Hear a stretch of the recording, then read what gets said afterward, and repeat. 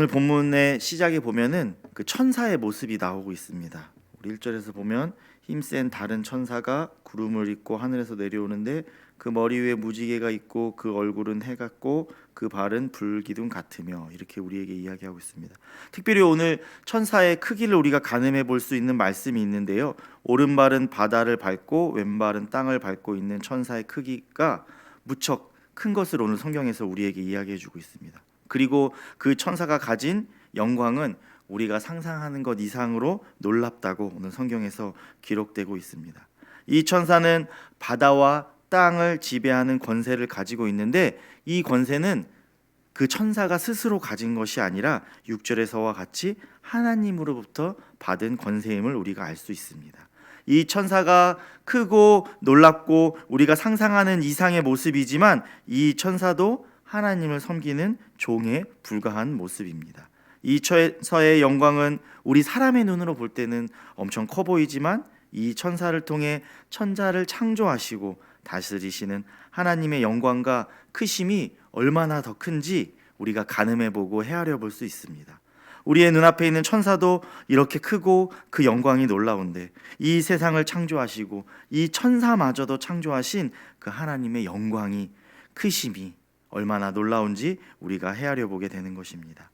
4절에서 7 의뢰의 메시지를 임봉하라는 명령은 우리가 하나님 앞에 겸손해야 한다고 오늘 우리에게 말씀해 주고 있습니다. 이 명령은 하나님만이 알고 계시는 비밀스러운 일들이 존재하며 우리는 피조물로서 우리가 가진 한계를 인정해야 함을 우리에게 말씀해 주고 있는 것입니다. 하나님께서는 우리에게 성경을 통해서 하나님이 어떤 분이신지, 이 우주를 향해, 우리의 사는 세상을 향해 어떠한 계획을 가지고 계신지 우리에게 알려주고 계십니다. 우리는 이 하나님의 비밀을 알기 위해서 성경을 읽고 묵상하고 연구해야 합니다. 하지만 우리 시대에도 여전히 감추어져 있는 비밀이 있음을 우리는 인정하고 하나님 앞에 겸손해야 하는 것입니다. 지금 우리는 이 어렵다고 생각하는 요한계시록을 읽고 있지만, 우리가 다 알 수 없는 이 요한계시록도 그럼에도 불구하고 우리가 읽고 묵상해야 하는 이유인 것입니다. 성경의 말씀을 당연히 우리가 읽고 가까이 하고 묵상해야 하지만, 우리가 그 말씀을 읽고 그 말씀에 대해 정확히 알 수 없는 것들에 대해서는 우리가 함부로 말하지 않도록 조심해야 하는 것입니다. 우리가 잘 아는 것처럼 우리 주변에 혹시나 성경의 비밀을 다 알고 있다는 사람들이 있다면, 성경의 비밀을 다 알아서 풀이해 준다는 사람이나 그런 단체가 있다면, 우리는 그들을 조심하고 경계하며 살펴야 하는 것입니다. 하나님은 우리에게 우주의 미래에 대해서, 우리가 살아가는 세상에서의 하나님의 계획에 대해서 놀라운 비밀을 알려주셨지만, 여전히 많은 일을 우리에게 감추고 계십니다. 따라서 우리는 하나님 말씀 앞에, 하나님 계획 앞에 겸손해야 하는 것입니다. 과도한 추측과 사색과 우리의 생각으로 인한 해석을 우리는 피하고 조심해야 하는 것입니다.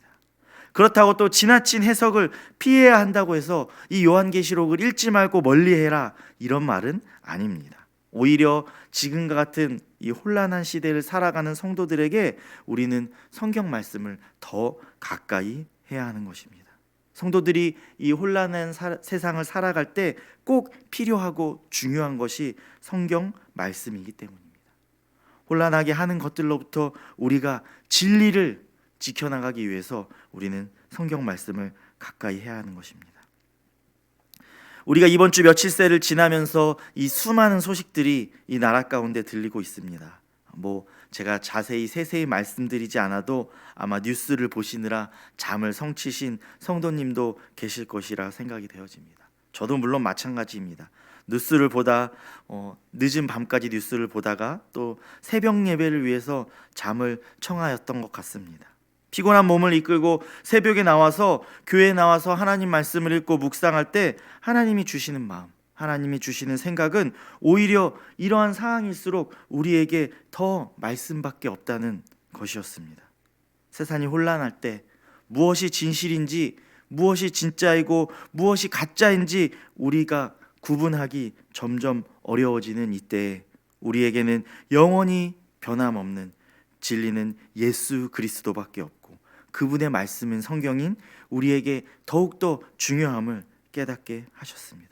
그렇기 때문에 이 혼란한 시대에 무엇이 우리가 분별하기 어려운 이 시대에 우리는 성경을 더욱더 가까이 해야 하는 것입니다. 9절 말씀에서 하나님은 이제 요한에게 천사의 손에 들린 그 작은 두루마리를 먹으라고 말씀하고 있습니다. 말씀을 먹는다는 것은 말씀을 읽고 깊이 묵상하고 그 말씀에 따라 우리의 생각과 삶을 살아가는 것을 이야기해 주고 있습니다.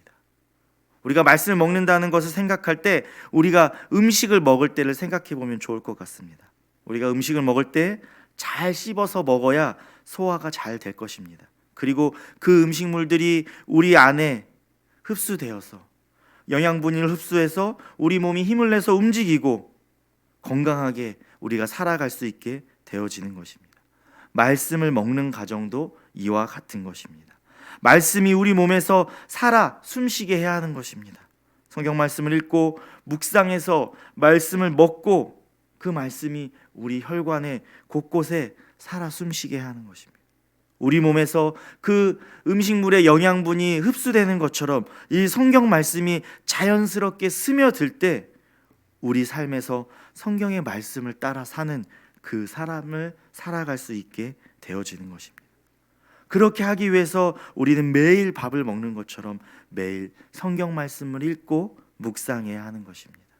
오늘 새벽에 하나님 말씀을 묵상하기 위해 하나님께 기도하기 위해 나온 성도님들은 이 말씀을 가까이 하는 삶을 매일매일 살아가기 위해 노력하고 계신 줄 믿습니다. 이러한 노력이 있을 때 말씀이 우리 안에서 살아 숨쉬고 우리가 그 말씀대로 살아갈 때 성령님이 우리와 함께 해주시고 우리 가운데 역사하실 때 세상에서 사탄의 유혹과 공격에서 승리할 수 있는 힘을 얻게 되는 것입니다. 그런데 사실 우리가 세상을 살아가다 보면 말씀을 매일매일 먹기가 쉽지 않습니다. 여러 가지 이유들이 있겠죠. 바쁘다는 이유도 있을 수 있고 더 중요한 일이 있다는 이유가 있을 수도 있습니다. 그러나 10절의 말씀처럼 성경의 말씀이 입에는 꿀처럼 달지만 배에는 쓰기 때문일 것입니다. 에스겔의 말씀처럼 입에 꿀처럼 말씀이 달지만 우리에게 그 말씀이 쓰게 느껴질 수도 있습니다. 왜냐하면 그 내용이 때로는 우리가 듣기 싫은 내용, 심판과 징계의 내용을 담고 있기 때문에 달디단 꿀 같은 말씀이 우리 배에 쓰게 느껴질 때도 있는 것입니다. 그럼에도 불구하고 하나님이 우리에게 말씀을 먹으라 한 것은 배에 쓴 그 심판의 말씀도 우리에게 필요하기 때문입니다. 성경에서 성경 말씀은 어느 하나 땅에 떨어질 말씀이 없기 때문입니다. 그렇게 우리는 우리에게 불편할 수 있는 말씀도 읽고 묵상해야 합니다. 요즘은 우리가 유튜브나 인터넷 같은 걸 할 때 보면 보기 싫은 것들을 스킵하고 이렇게 넘겨버리고는 합니다. 성경 말씀은 그렇게 스킵하고 넘겨버리면 안 되는 것입니다. 어느 하나 스킵하고 넘겨버리면 안 되고 불편할지 모르지만 그럼에도 불구하고 우리가 읽고 묵상해야 하는 것이 성경 말씀입니다. 지금 우리에게 불편하게 느껴지는 그 말씀이 사실은 지금 우리에게 가장 필요한 말씀일 수 있습니다. 지금 우리에게 회개와 심판을 말씀하시는 그 말씀이 불편하게 느껴지겠지만 지금 우리에게 필요한 말씀이기 때문에 우리에게 주신 말씀임을 우리는 꼭 기억해야 하는 것입니다.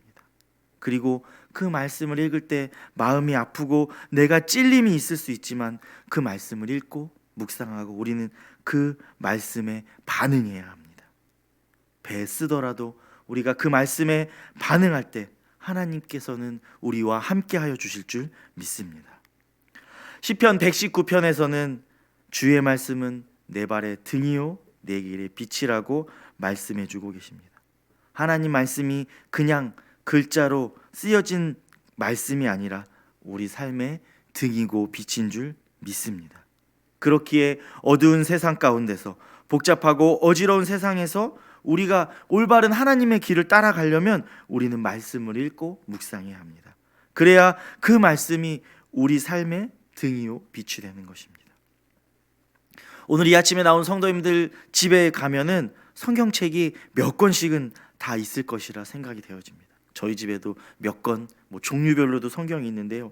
집에 성경이 아무리 많이 있어도, 좋고 큰 성경을 가지고 있어도 그 성경을 우리가 펼쳐서 읽고 묵상하지 않으면 그 성경은 아무런 의미가 없습니다. 우리가 하나님 말씀을 읽어서 그 하나님 말씀을 먹을 때 우리 삶에서 그 하나님 말씀이 숨쉬게 될 줄 믿습니다. 우리가 말씀을 읽고 끝나는 것이 아니라 그 말씀대로 우리 삶에서 살아갈 때 그 말씀이 우리 삶에서 살아 숨쉬게 되는 것입니다. 그 말씀대로 순종하여 사는 삶이 하나님께서 우리에게 원하시는 삶일 줄 믿습니다.